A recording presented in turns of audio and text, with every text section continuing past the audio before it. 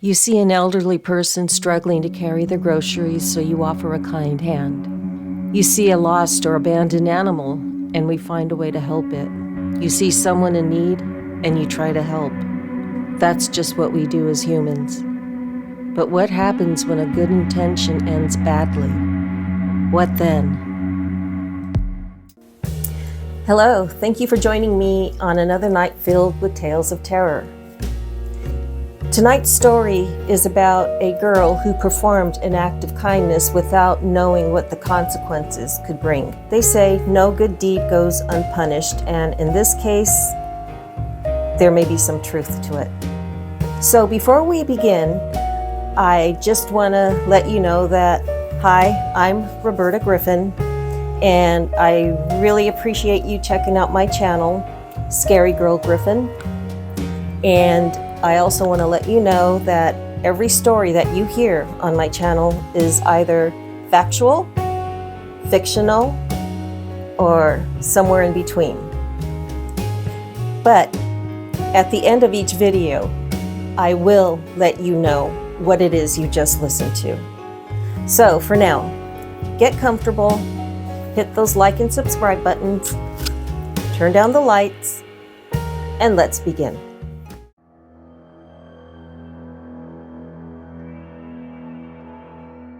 It was a strange occurrence for Jenna. Only 17 years old, she'd been living on the streets for over a year, and the only problem she ever had was someone stealing her meager belongings while she was away from her little spot. That incident was nowhere close to what was about to happen to her.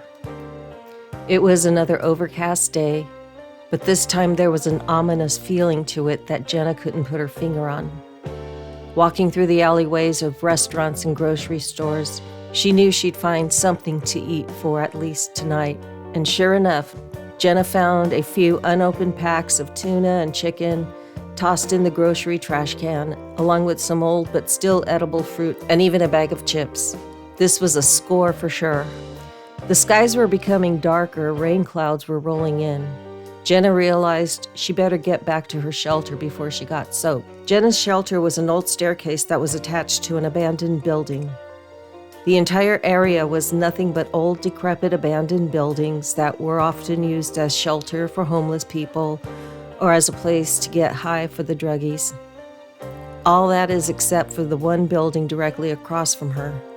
That building was securely shut, no one got in there, and it wasn't for a lack of trying.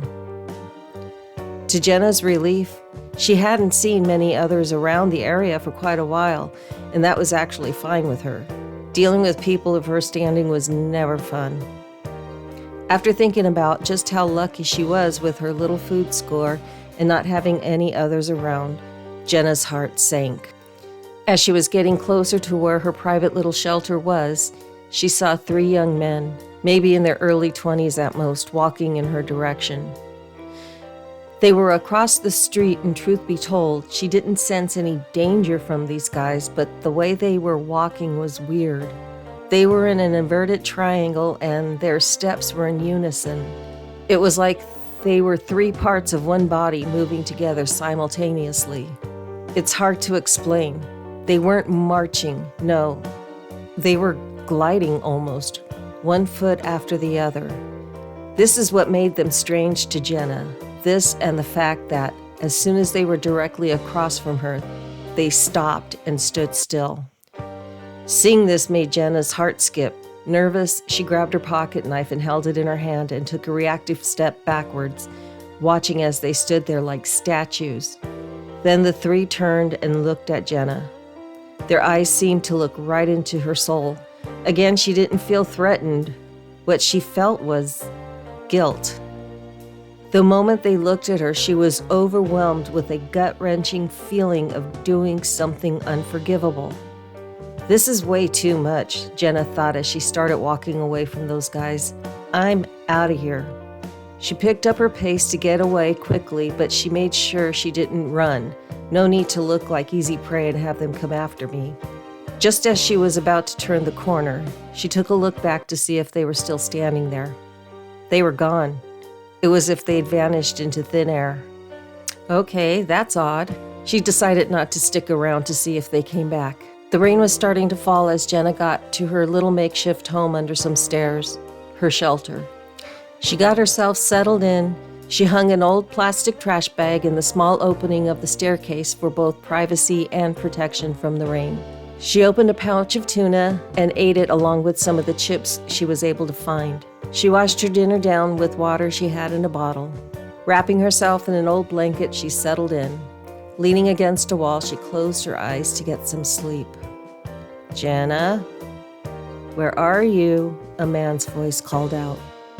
Inside Jenna's dream, she was still a little girl and she was hiding under a bed. She could see her bedroom door open and someone walk in. You could tell it was a man from the shoes on his feet. "Jenna, you know I don't like to play these games." Jenna lay still and as quiet as a mouse. "Okay, Jenna, this is your last chance." She squeezed her eyes shut and held her breath.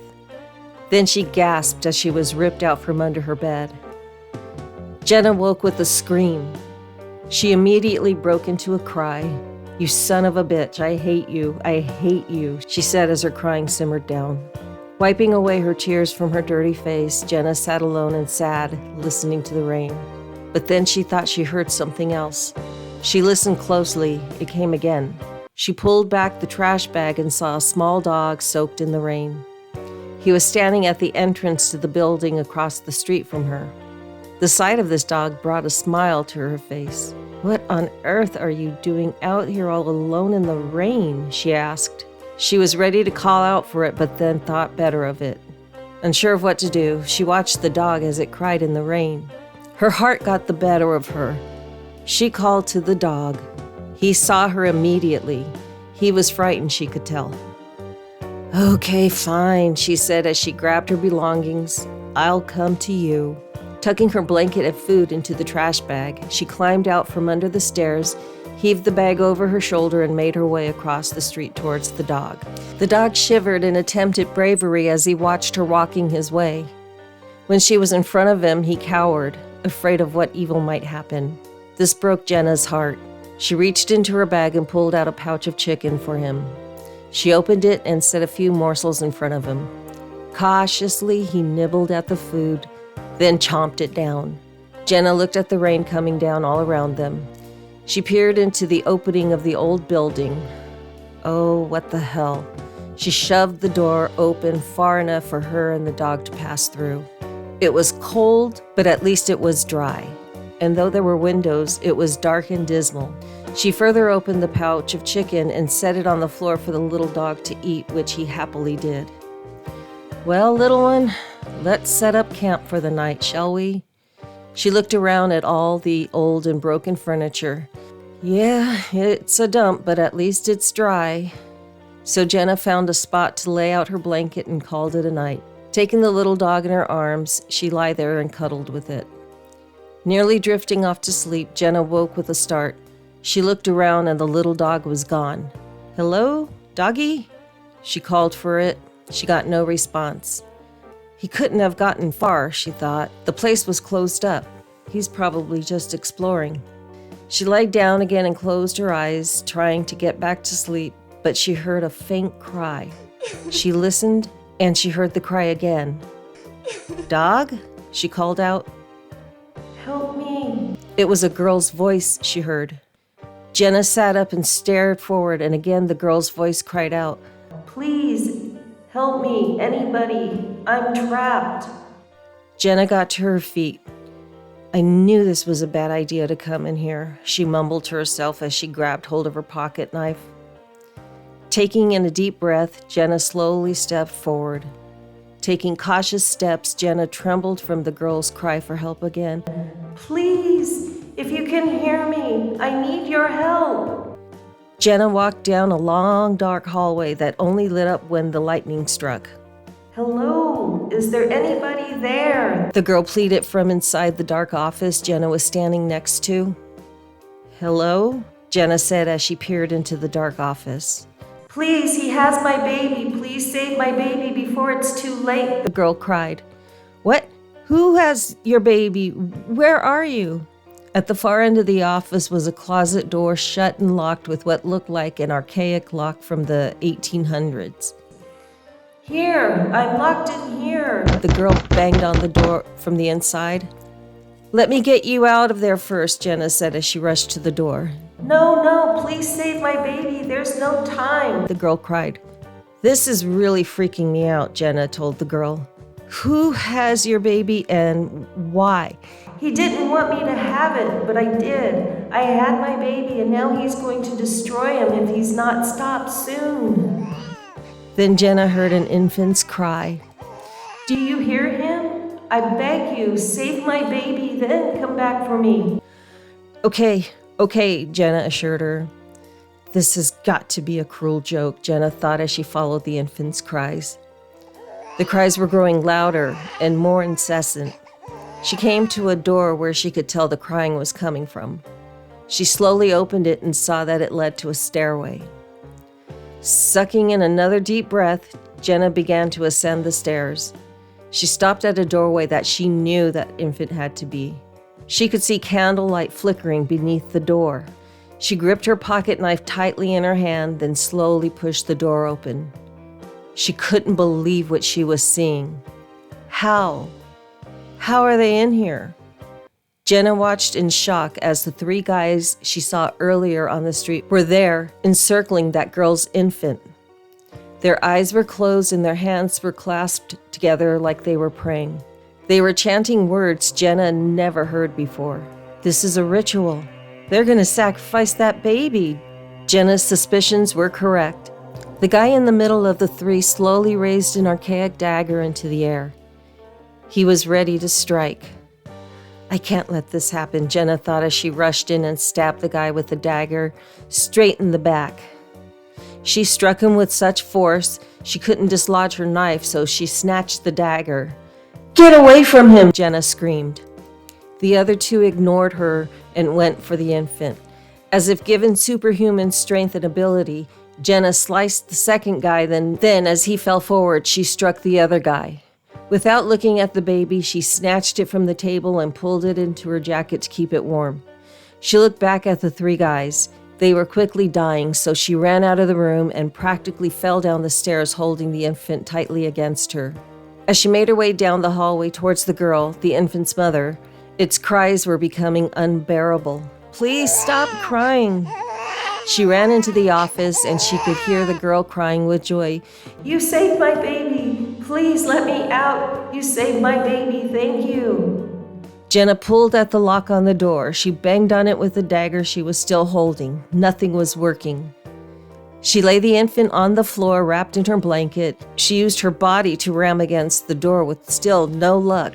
I don't know what to do. Nothing is working, Jenna cried over the infant's cries. The key. Use the key, the girl said. Key? What key? Jenna looked around, then she saw it.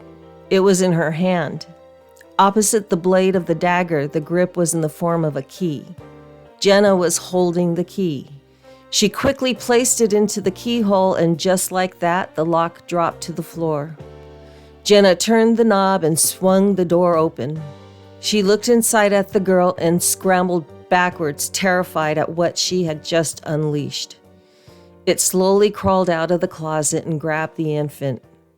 Immediately, the infant stopped crying. It was in its mother's arms. The sight before Jenna was so horrific, her black hair turned completely white. The mother cackled as she told Jenna, "Now you're in trouble." So, any thoughts on this story? Is it a classic The Devil Made Me Do It?